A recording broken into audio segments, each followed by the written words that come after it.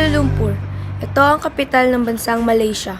Maraming tao dito na nagmula sa iba't ibang bansa, iba-iba ang kanilang kultura. Sa lahat ng mga tao dito, marami pa rin nating makikilala ang mga kapwa nating Pilipino.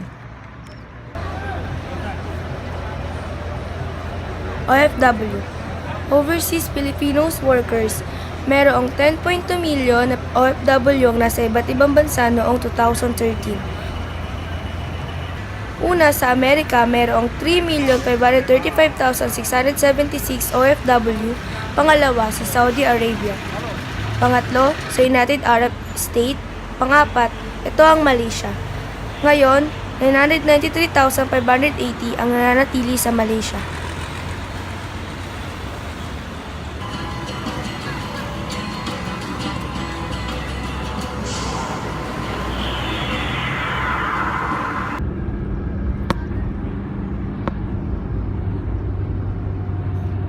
Sa pamilya ninyo, may nagkatrabaho ba sa ibang bansa? Akala natin na mga nag-a-abroad ay may malaking sahod at may magandang buhay.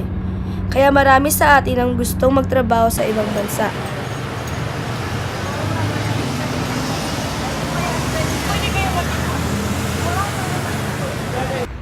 Ako si Angel at Ellen ay naririto sa Malaysia.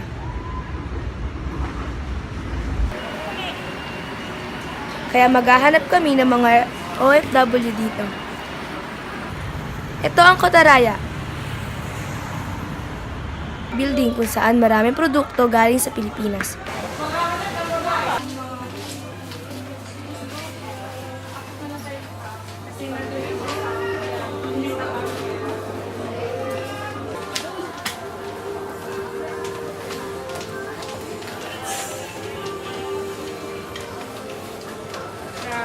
Pansit Canton.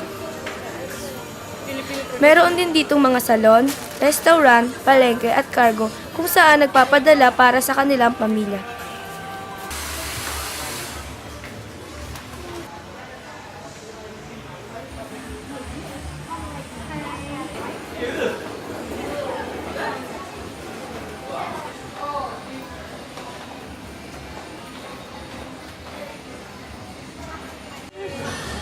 Sabi ko nga kay Duterte, magkakakala kay Duterte tayo. Sige po. Duterte tayo. So, sabi kasi, Sino bang girlfriend dyan sa inyo? Duterte.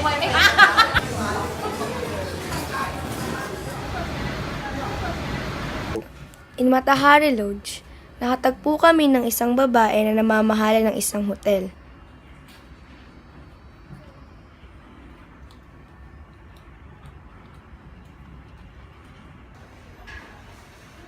Alright, thank you so much. Siya ay si Ana. Maraming Pilipino ang naninirahan sa hotel na ito.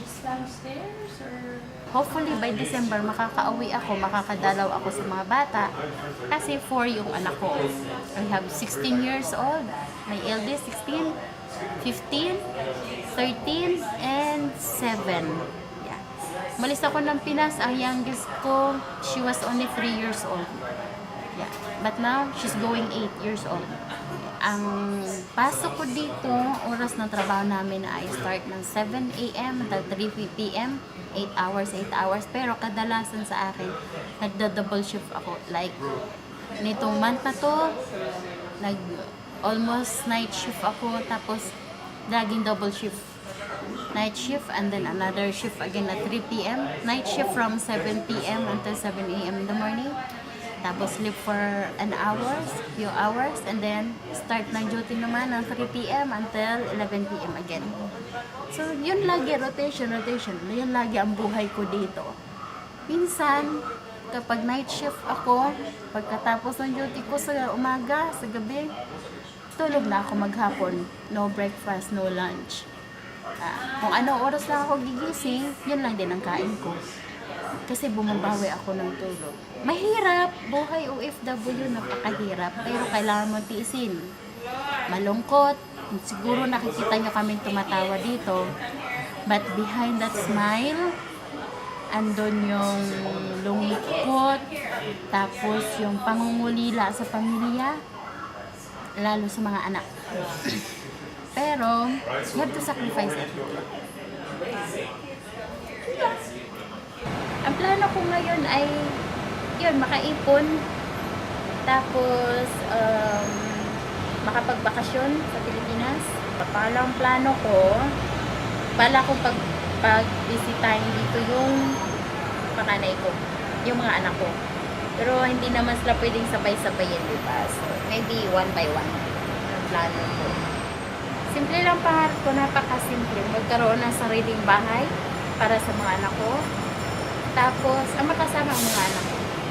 Tapos, magkaroon ng maliit na negosyo pagkakakitaan sa Pilipinas, pag may ipon na, yun, para makasama ko sila. Tapos, makatapos sa pag-aaral ng mga anak ko. Kasi yun lang yung pinaka-treasure ko na mapapamana sa kanila.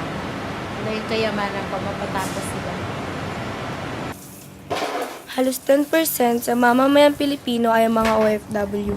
Magaling ang mga Pilipino sa wikang Ingles, kaya sila nakapagtrabaho sa ibang bansa. Ang OFW ay may 13.5% at may malaking ambag sa ating domestikong ekonomiya. Pero kailangan nilang maghiwalay sa kanilang pamilya ng mga ilang taon. Sila ay nakaramdam ng pighati at pangamba sa bansang kanilang pinuntahan. Dahil sa kanilang sakripisyo, tumaas ang ekonomiya ng bansa at guminhawa ang buhay ng kanilang pamilya. Trabaho ko po ay isang editorial content writer sa isang Lazada, Zalora. So kami po yung nagsusulat ng mga description ng mga product like bags, perfume, tapos hawak din namin yung Rapplers and Philippine Airlines. Pero bago po ako pumunta dito sa Malaysia, nag 4 years na po ako sa Dubai as sales executive and marketing research. Yes. So taga Cebu po ako. So Bisaya. Saglit lang. About sa papa ko o ano sasabihin ko?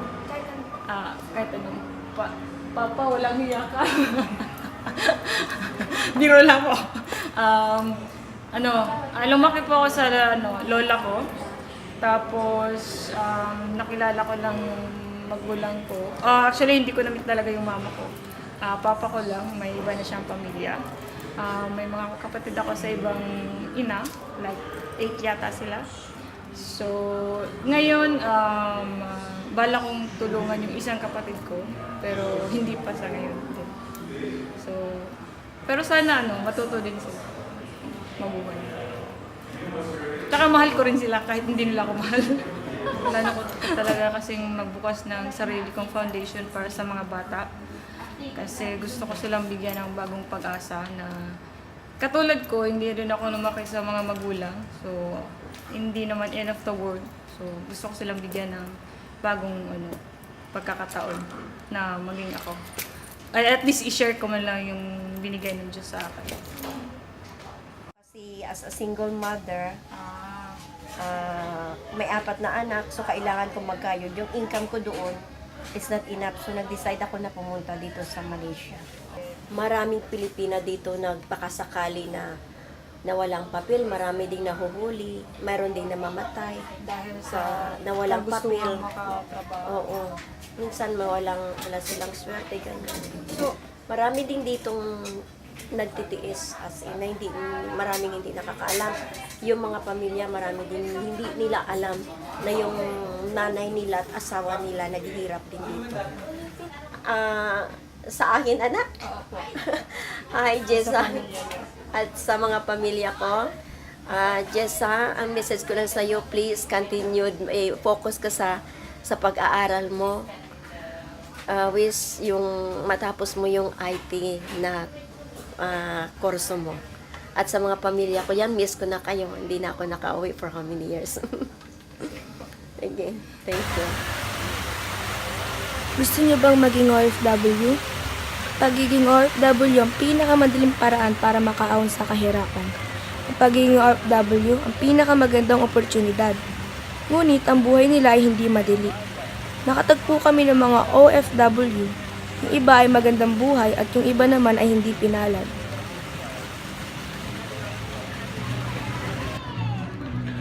Paano ba kayo naghahanda para sa inyong kinabukasan? Paano kayo makakaahon sa kahirapan? Ang inyong kinabukasan ay nasa inyong kamay, kaya mahalaga ang maghanda.